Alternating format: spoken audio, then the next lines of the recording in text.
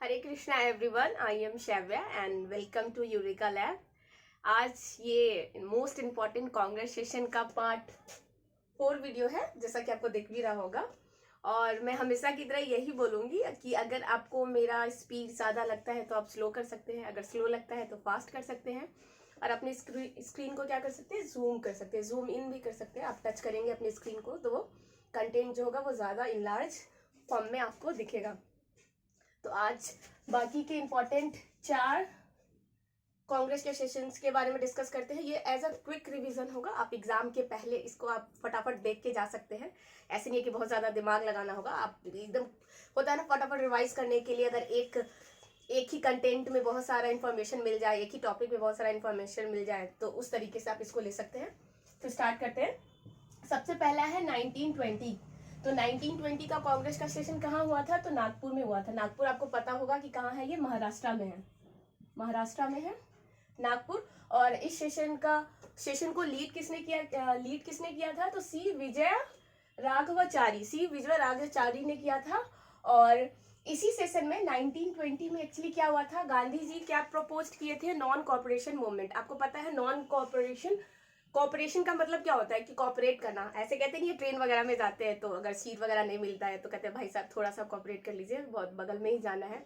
हालांकि जाना होता है बहुत दूर, पर थोड़ा थोड़ा कॉपरेट करते करते लोग चला ही जाता है।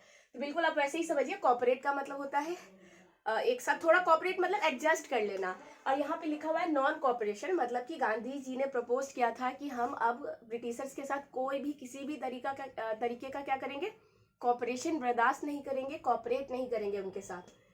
तो गांधी जी ने प्रपोज किया था 1920 में नागपुर के सेशन में नॉन कॉपरेशन मूवमेंट के लिए।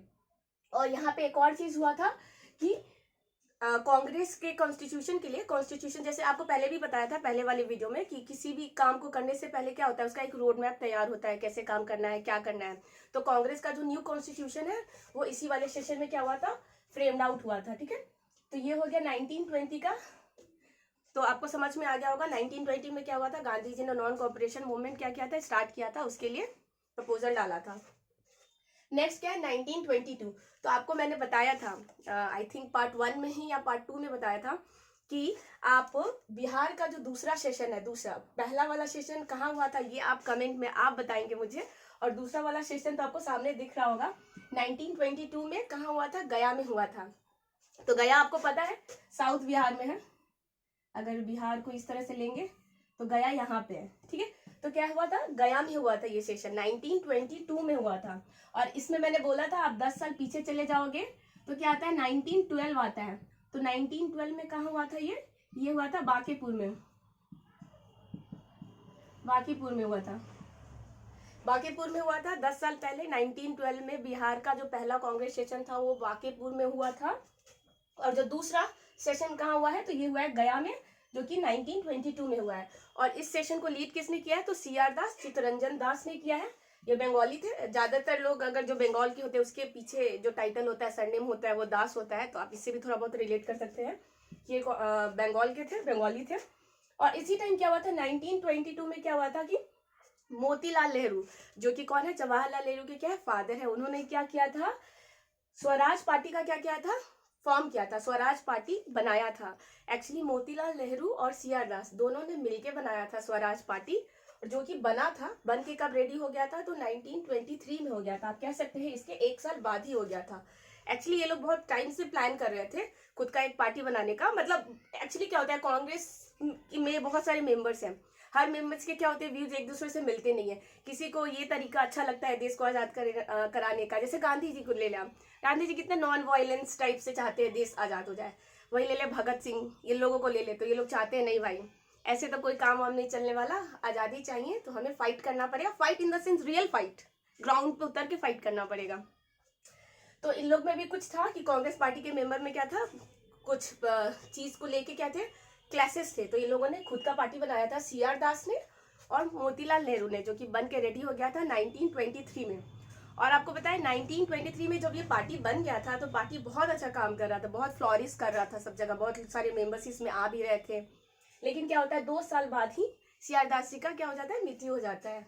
ठीक है। तो उसके बाद क्या हो जाता है, पार्टी थोड़ा थोड़ा करके डिक्लाइन हो जाता है स्वराज पार्टी। तो आप कह सकते हैं कि 2 साल तक बहुत ज़्यादा फ्लोरिश करता है, बहुत अच्छे तरीके से काम होता है इस पर।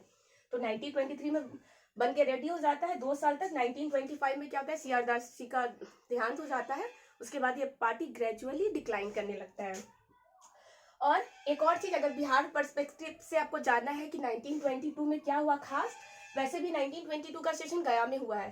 तो एक चीज आपको बता दें कि 1923 में श्री कृष्ण नारायण ने भी क्या किया था, स्वराज पार्टी का क्या किया था, स्वराज दल का क्या किया था, एस्टेब्लिशमेंट किया था। उन्होंने स्वराज दल बनाया था। श्री कृष्ण सिंह, सॉरी मैंने नारायण बोल दिया, एक और नारायण है तो उससे थोड़ा बहुत रिजेंबल हो गया था। श्री कृष्ण सिंह ने बनाया था स्वराज दल 1923 में बिहार में। ये इनके फाउंडर थे। और इस स्वराज दल को लीड कौन कर रहा था, मेन उसके प्रेसिडेंट टाइप कौन थे, सेक्रेटरी आप कह सकते हैं। तो बिहार में थे श्री नारायण प्रसाद थे और अब्दुल्ला बारी और श्री नारायण प्रसाद। आपको एक और चीज बता दें कि प्रसाद वर्ड जो है, मतलब सरनेम जो है, ये ज्यादातर आप देखेंगे बिहार या यूपी के साइड के लोगों में लगता है। जैसे कि प्रसाद, लास्ट में कुछ भी नाम हो प्रसाद, और लड़कियां हो तो देवी या फिर कुमारी। शादी अंटिल कि आपका शादी नहीं हो जाता तब तक आप कुमारी रहते हो। तो आप इससे भी थोड़ा गेस कर सकते हो, अगर जिनके सरनेम में प्रसाद आता है तो या तो वो बिहार या यूपी के ही होंगे। तो श्री नारायण प्रसाद और अब्दुल्ला बारी क्या थे, ये दोनों सेक्रेटरी थे। और स्वराज दल के फाउंडर कौन थे, तो श्री कृष्ण सिंह थे। अब तीसरा में आते हैं जो कि है 1924 का। तो 1924 का सेशन बहुत इंपॉर्टेंट है। क्यों, क्योंकि इसको लीड किया था महात्मा गांधी ने, MK गांधी, पता है महात्मा गांधी, द ग्रेट महात्मा गांधी ने लीड किया था। हालांकि वो इंटरेस्टेड नहीं थे, कभी भी इंटरेस्टेड नहीं रहे कि मुझे कांग्रेस का प्रेसिडेंट बना दिया जाए या मुझको इसको लीड करना है, क्योंकि उनका फोकस बहुत अलग रहता था। अलग इन द सेंस कि उनको अपने देश की आज़ादी के लिए बहुत कुछ सोचते रहते थे। तो ये सब प्रायोरिटीज उनका नहीं रहता था। हालांकि इस वाले सेशन में उनको बनाया गया था प्रेसिडेंट महात्मा गांधी को, जो कि हुआ था बेलगांव। अब बेलगांव कहाँ है, तो मैंने लिख भी दिया है, कोलकाता में है बेलगांव। तो आपको याद रहेगा बेलगांव कहाँ है, कोलकाता में है। और Mahatma Gandhi first and last time, आप एकदम याद कर ले कि ये फर्स्ट एंड लास्ट टाइम के लिए यहाँ के प्रेसिडेंट बने हैं। मैं मार का काम नहीं करना, अभी नया लिया था मैंने। ठीक है, तो ये हो गया VVI आपका, very very important, for the first time and the last time. और एक और देख लेते हैं 1925 का सेशन। तो 1925 का सेशन कहाँ हुआ था, कानपुर में हुआ था। ठीक है, और इसको लीड किसने किया था, सरोजनी नायडू। आप कमेंट में बताएंगे कि सरोजनी नायडू को और क्या बोला जाता है, उनका एक और बहुत ही फेमस नाम है, उनको टाइटल दिया गया था। तो अगर आपको याद है तो आप कमेंट में बताएंगे कि सरोजनी नायडू को क्या बोलते हैं। और ये क्या रही है, फर्स्ट इंडियन वुमेन, मतलब ये भारतीय महिला कांग्रेस की प्रेसिडेंट रही है पहली बार। और first women in general women कौन रही है, तो आपको मैंने बताया था लास्ट लेक्चर में, तो वो भी आप मुझे कमेंट में बताएंगे। ठीक है, तो सरोजनी नायडू 1925, आप ऐसे याद रखेंगे, महात्मा गांधी के तुरंत बाद सरोजनी नायडू 1924 1925। लास्ट है 1928। तो 1928 का सेशन कहाँ हुआ था, कोलकाता में हुआ था। और इसको लीड किसने किया था 1928 का, तो मोतीलाल नेहरू ने किया था। मोतीलाल नेहरू आपको मैंने पहले भी बता चुकी हूँ कि ये क्या है, जवाहरलाल नेहरू के क्या है, फादर है। तो आपको ऐसे भी याद हो जाएगा, मोतीलाल नेहरू ने इस सेशन को लीड किया था। और यहीं पे क्या फॉर्म हुआ था, ऑल इंडिया यूथ कांग्रेस इसी सेशन में फॉर्म हुआ था 1928 में कोलकाता में बाई मोतीलाल नेहरू। और इसी टाइम क्या आया था, नेहरू रिपोर्ट भी आया था, जो कि यही लेके आए थे, मोतीलाल नेहरू ही लेके आए थे रिपोर्ट। आपको पता है 1928 में क्या चल रहा था, साइमन कमीशन आया था। ठीक है, कि इंडिया के कॉन्स्टिट्यूशनल रिफॉर्म या इंडिया में कैसे आगे का क्या उनका रोड मैप क्या होना चाहिए, जब देश आज़ाद हो जाएगा, जब उनको आज़ादी दी जाएगी तो किस तरीके से काम करेंगे, तो उसके लिए वो मैप लेके आए थे। एक तरह से ब्लूप्रिंट कह सकते हैं 1928 का जो साइमन कमीशन रिपोर्ट होता है। तो किसी भी भारतीय को, हम किसी भी इंडियन को अच्छा नहीं लगा था, क्योंकि उसमें कोई भी ब्रिटिशर, मतलब कोई भी इंडियन नहीं थे, सबके सब ब्रिटिशर्स ही थे। वही बात हो जाती है ना, घर आपका, लेकिन घर के अंदर क्या आएगा, क्या खाना है पीना है, वो डिसाइड करेंगे।